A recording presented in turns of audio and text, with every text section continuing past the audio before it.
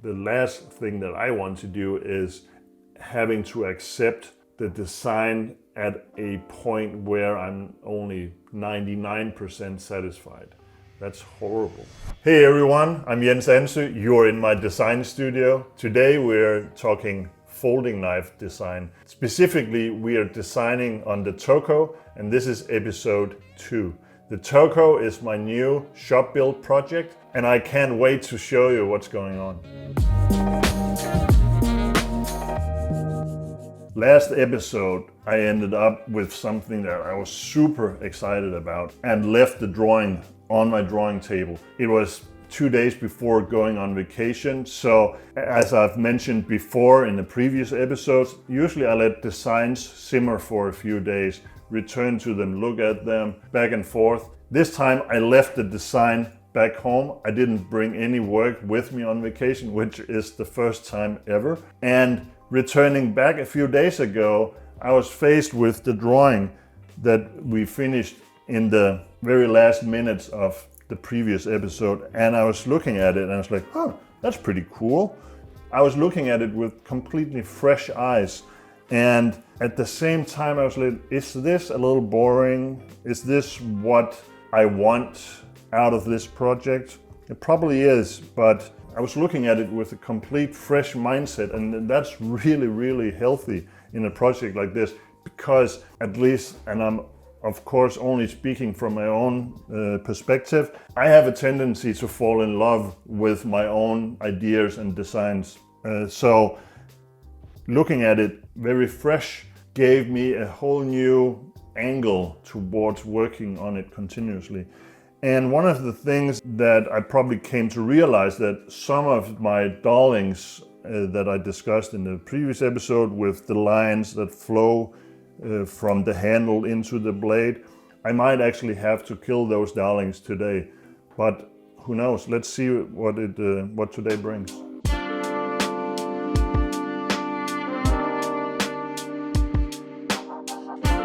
At this point in the design process, it's really clear to me that now it's time to set in on discipline. Now is not the time to rely on creativity, because what I need to solve now just requires a lot of work, and it requires drawing details again and again, figuring out exactly what is it that bugs my eye.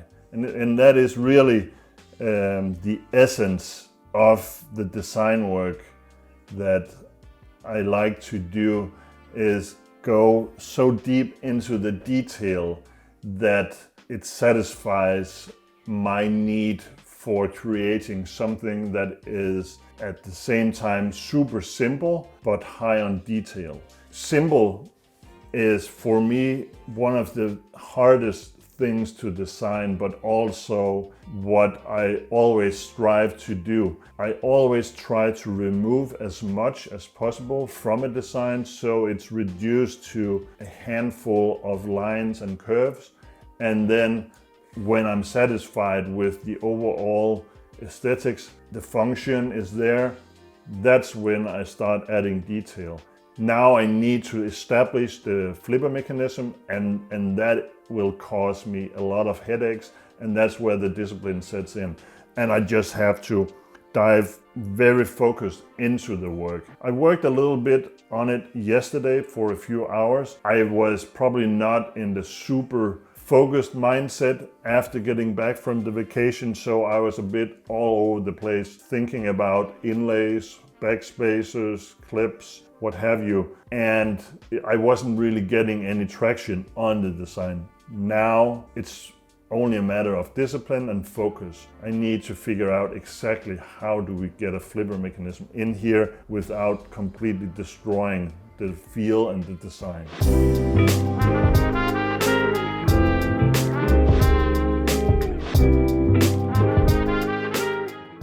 One of the things that I've been super focused about telling you guys is my sketching technique that involves a permanent pen. The most important part of that is to document the full design process, and that's a thing that I need to return to right now. I need to go back through my sketches to figure out if there's a hint of a solution there, rather than having to try and solve it from the point in time where we are now. The last 10 sketches has been focused on just getting the angles just right. This is purely aesthetic, but in the aesthetics might have the solution for the situation we're in here, where we need to solve something mechanical. From the last episode, I had this one sketch where I just threw out everything we established so far and redo the sketch freehand, and that has some aspects that I enjoy.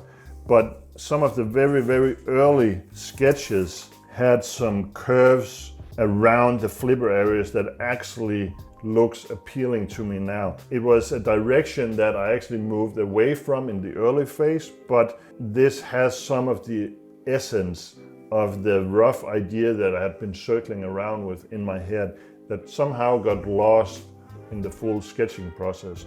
So that's where I will try and return by incorporating some of the curves in this area here into the established design over here. Only one thing to do, and that's just to start draw, and that will probably be without too much talking.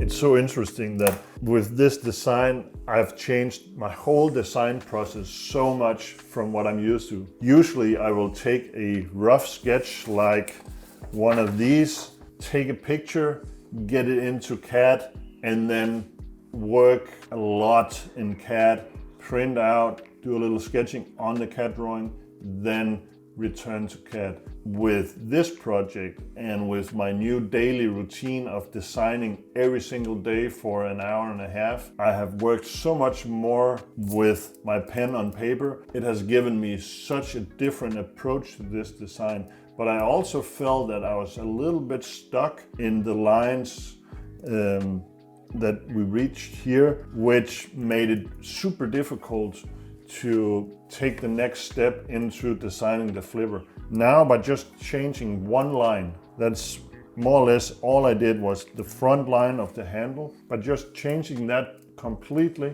it felt like a complete breakthrough for me. Maybe in 10 minutes time I will be back in the frustration and pulling hair, well, I won't be doing that, out of my head. But now it starts to feel that I'm actually getting somewhere. And that is such a different feeling when it happens on paper, because you don't feel it when you're working. I don't feel it when I work in CAD. It's just pulling a line here and there. Here now, where I have to draw every single line, it actually loosens up the drawing. I've said before that one of the reasons why I love the pen drawing is that it has room for interpretation, and this definitely has as well. But it also creates chance. Now suddenly this curve here, it was a little unprecise because that's not the area that I needed to work on, but it actually gave me some idea that this shouldn't be a straight line, it shouldn't be outwards curved, maybe it should be inwards curved. And that was just by chance. And a lot of this is by chance, but it's also about interpreting the lines correctly. So I might have to just exaggerate this just a little bit on this sketch here, just to put some more movement in here. But the cool thing about pen drawings to me is that it leaves room for my creative interpretation, whereas the CAD drawing doesn't at all. Ja, lige ved dit hoved, Jens, bare lige... Ja. Jeg troede, du ville sige et eller andet fedt om designet, og så sagde du bare noget om dit arbejde. Altså. Ja, altså jeg synes, det er ikke dit bedste arbejde. Super. Super. Det er det, vi arbejder med, folkens.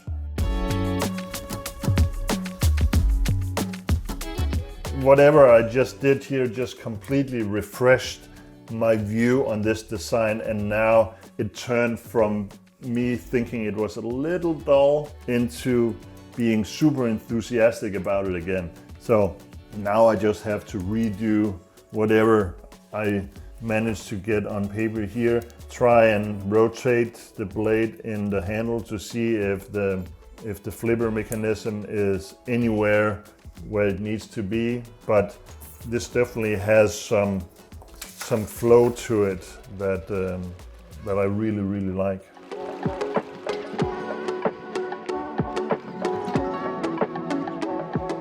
Buying this light table has been one of the best buys that I've done in, I'd like to say, the last 10 years. It has re-sparked my creativity to a point where it's really difficult to actually say on camera. It's just, it has done so much for my flow in the design work that it's hard to put on words actually.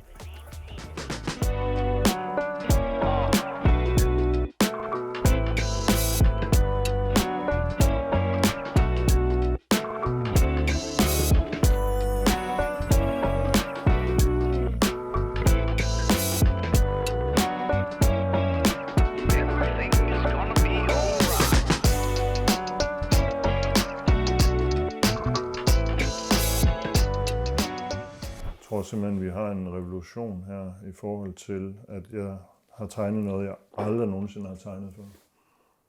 What? Engelsk nu. So Jens, where are we? If this works, we are at a point where I just put a line on paper that I've never in my full career as a knife designer felt was the right direction. What? I made an inwards curve in the front of the handle, and it may sound so trivial for you, but I don't think I've ever made that in a design drawing and actually liked it. I probably tried it a ton of times. Maybe the designs wasn't the right ones for that feature, and we're really diving into super nerdy stuff here, so I apologize in advance. But I just realized I've never designed a knife with an inwards curve here in the front. I always detested that, but now it actually feels pretty good. It has probably been one of my dogmas to not do it. I don't know. It's just one of those things that can make or destroy something really fast. And in the hundreds of designs that I've been working on in the past 25 years, I've just always favored a different look. And that is what we have been working on with this design up until now. But I'm also open for those sparks of creativity or inspiration that comes from who knows where, that will take something in a completely different direction. Now, if this was one of those, let's work on something for 5 years until I turn completely mad and cut off one of my ears, and then maybe we have something that comes out, I would continue working on this indefinitely and maybe move away from this. Maybe once I start working on the internals, I'm forced to do something a little different, but I actually really like the direction of this design right now. Okay. Det havde jeg fandme ikke forventet, da vi gik i gang.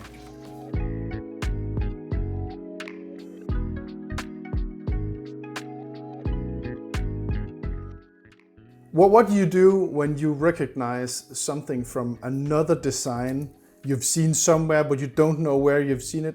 Every now and again, by coincidence or by inspiration that I don't know where it comes from, I might go down a route where when I'm done with the design or done with the sketch, I can see, okay, there's something in here that doesn't come from me. Maybe I can see a direct connection to a different project or a different maker's project or what have you. And if I feel I'm moving in that direction, then I have to just crush it all up and then start from scratch, because it's super hard to undo a process like that if I've moved too close to something that I can see an inspiration from. That is one of the main reasons why I don't seek inspiration in the knife world, because it's so easy to think that you invented something brand new and fresh, only to realize that you just copied something else. And it's so much easier when you seek inspiration from everything else but your own field of interest. So if I was looking a lot on other knives, then by coincidence or by subconsciousness, I would start working in a direction that I like because I've seen it somewhere else. But if I work with lines from nature, from cities, from cars, from furniture, well, then I know for certain that whatever I put on paper, if there's any similarity to other knife designs out there, it's by purely chance. Obviously, if I still think that something is too close for comfort, then I will change that, of course. So let's say, Jens, you are at the Blade Show, Atlanta, or the New York Custom Knife Show. What do you look for if you don't look at designs? There's something else you are looking at. Of course, I do look at designs and I acknowledge when I see great design out there. But I mainly look for inspiration for new materials, new manufacturing techniques. Maybe I can get inspired by a milled pattern to investigate something myself, but it always comes out completely different. But seeking inspiration in design, that is super, super dangerous. I think it's been a huge thing in the past that makers has inspired each other, and you can see it in all my old books that some makers will be very, very close in designs. And it's something I've always tried to stay clear of. If I've succeeded, you be the judge, but for me to be satisfied with something, it needs to be me and not something that I've seen before anywhere else.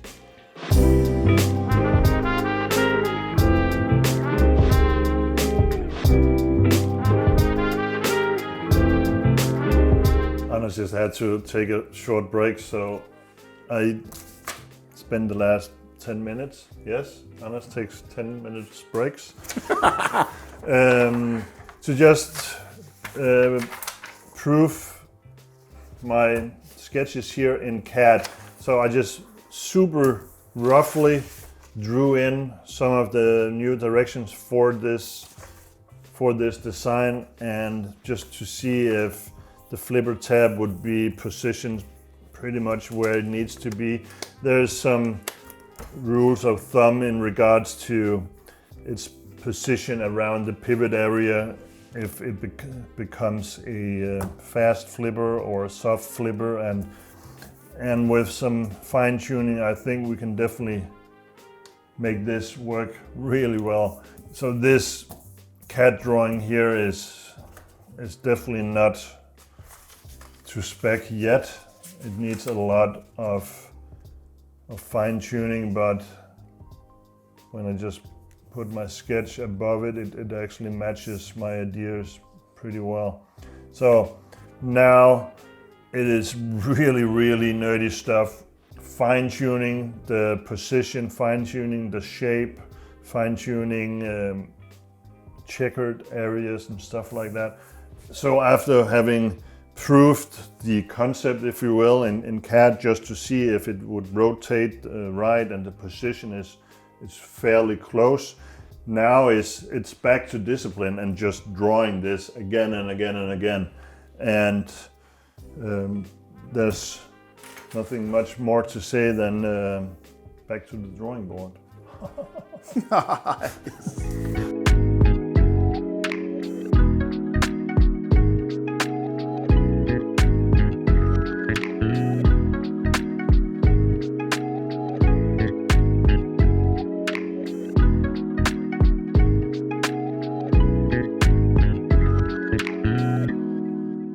Going into this episode, I was really uncertain what the result would be. And look now, after a bunch of sketches again, I'm back to feeling super inspired about this design. The design took a turn since the last episode, and I'm so happy about the result right now. I feel that I broke the barrier of the flipper tab, and now that detail needs a lot of work to get everything just right. But I'm so happy about what I described in the previous episodes about me creating this new workplace for myself, creating a new daily routine where I do design work every single day, what that has brought to the table. I feel that this project is one of the most inspiring projects that I've been working on for several years, and I had absolutely no idea that that would be the result of just a small change in my studio.